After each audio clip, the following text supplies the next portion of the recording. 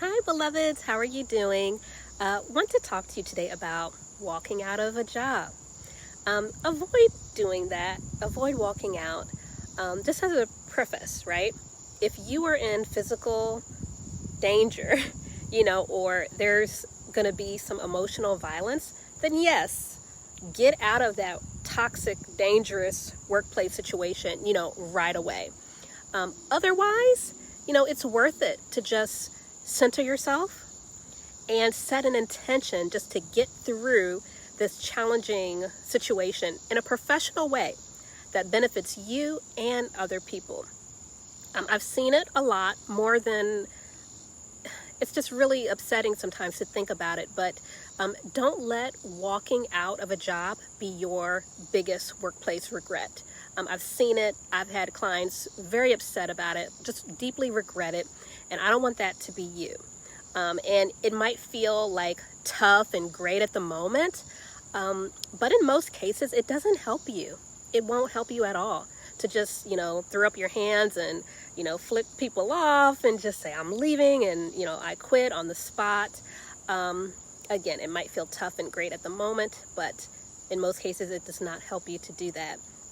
Now, if you're stuck on revenge, you're like, I need to get these people back. They have been just so terrible. Then you know what? Be successful. Be happy. That's the best way to get people back if you want to do the revenge thing, but do it in a way that's going to serve you. Walking out does not bring as much joy and success as you may think, okay? What are you losing when you do that? You potentially lose really good work references. You potentially lose the ability to qualify for unemployment. You also potentially lose, the income you need to pay your bills.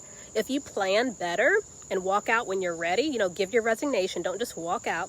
If you plan, you may give yourself the opportunity to save up your money so that, you can pay your bills and you don't have to rush into another job.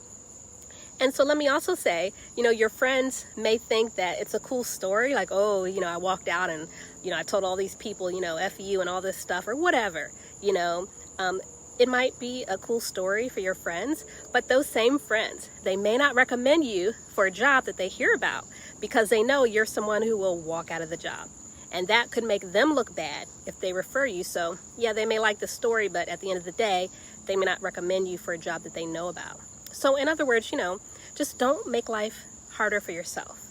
I feel that sometimes we create negative energy around our work circumstances, and it can take a very long time to air out. And some of y'all need to burn some sage and clear out that toxicness and the trauma around work. You need to burn some sage or something, but don't keep creating that negative energy. Begin to do what you can to move away from that energy and be more positive, be more professional. It can be challenging. You want to leave so bad. I get it. But unless it's a physical kind of thing or a violent kind of thing, emotional violence matters too. Just put in your resignation in a professional way and a respectful tone. And another tip, do it by email. You need that documentation. I've seen too many times people just verbally say that they've resigned, and then someone says, oh, that's not, we didn't get your resignation, and then, that's a problem, or they didn't think the person was serious. Put it in writing.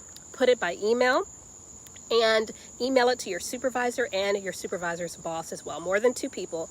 CC yourself on that email too.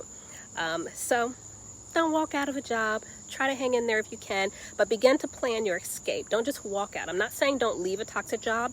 Definitely do that, but do it in a way that serves you, not in a way that's going to hurt you. Okay? All right, beloveds. Leave me a comment below. If you have a question, what you learned about this video, I'd love to hear your thoughts. Take care, all. Bye-bye.